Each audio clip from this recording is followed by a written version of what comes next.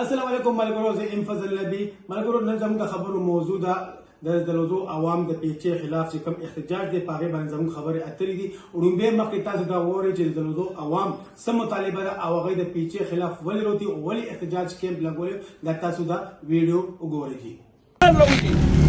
لہذا زه د دې پلیټ فارم نه د خپل مشرانو دا موجودګۍ کې زور کوم چې موږ سره هم نن کېنئ، راشئ. اے سی صاحب راځي، ډي سی صاحب راځي، ډي جي صاحب راځي، پی ایچ اے کلکټر صاحب راځي. موږ به تر هغې دې ځای نه خوځېږو تر څو چې دوی راغلي نه وي او موږ سره مطالبات نه منلي.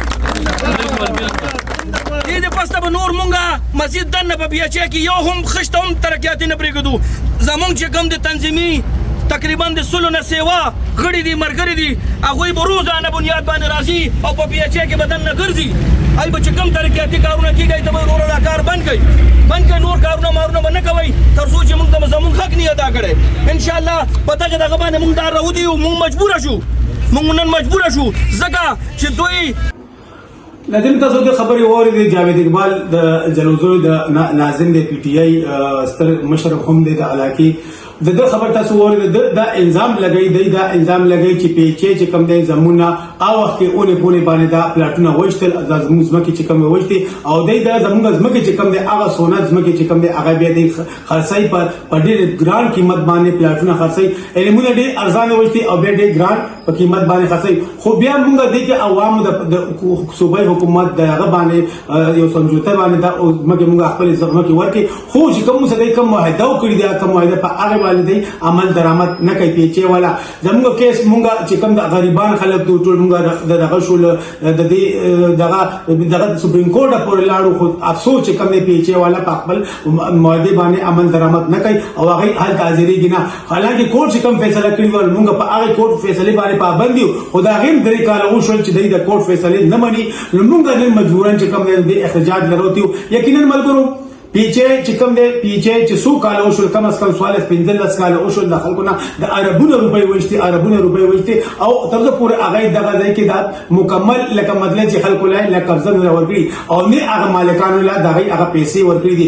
مالکان نن مجبور شول روادل پیچې خلاف روادل احتجاج کوي او دا مالکان هم دا الزام لګوي چې زموږ تر څو پورې مطالبات منظور شوي دي نو موږ به د احتجاجي کیمپ لګو او موږ به پیچې ولا چې کوم ابدن بالکل نه پریدو چې هغه کوم ترقیاتي کارونه کوي نه هغه د موږ نه پریدو. یقینا ملګرو دا د مطالبه چې کوم دي جایز مطالبه دي ځکه چې د زلوزو عوامو چې کوم د ازمکه لګول ازمکه و دي علاقه هغه لپاره سو کاله مکه حکومت یو دلته ولګول هغه چې موږ پیچې دا ورکو دلته موږ یونیورسيټي ورکو کله به جیل کله به یونیورسيټي کله دلته هغه ټول عمر چې کوم د افغان مهاجرین په خپل پسینه باندې هغه افغان مهاجرین د کینولو او هغه د مدینه د انصار غو هغه یو قرباني بدی خلکو ورکړي د افغان مهاجرین په شکل کې چې هغه د 100 کال د 100 د کم از کم 10 کال د آبادو نن هغه ځمکه چې کوم حکومت هغه شتي خو افسوس حکومت مو ولنن هغه شان دغه ورنکل پیسې ورنکل مراد ورنکل چې کوم د دې حقدار دي. یعنی دا نن پیچې ولا دینه ډېر ارزان قیمت باندې دغه وشتل او وخت دغه چې کوم د ریټ وای کوم ریټ چې کوم هغه مناسبت هغه شان ریټ هم نو.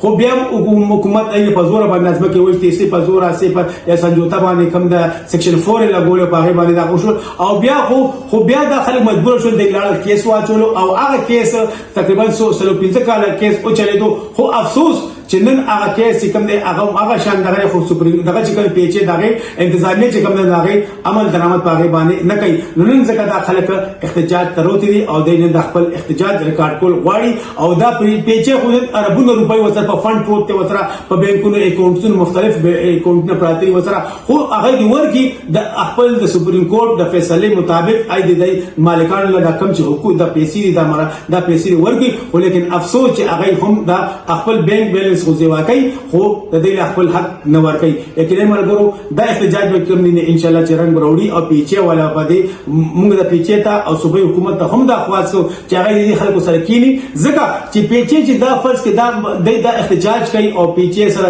د خلاف د پیچې په مارکیټینګ باندې هم ډېر غټ اثر غورځيږي او دا مارکیټ څوک چې بلته بزنس کوي څوک دلته نن هغه خلک چې کوم نه اربونه روپۍ دلته کیږي او هغه ډوبېږي. نو یقینا پیچې ولا دې سره کیږي د مالکانو سره دې ایسا دې خپل مطالبه وکړي. ډېر مهرباني. والسلام.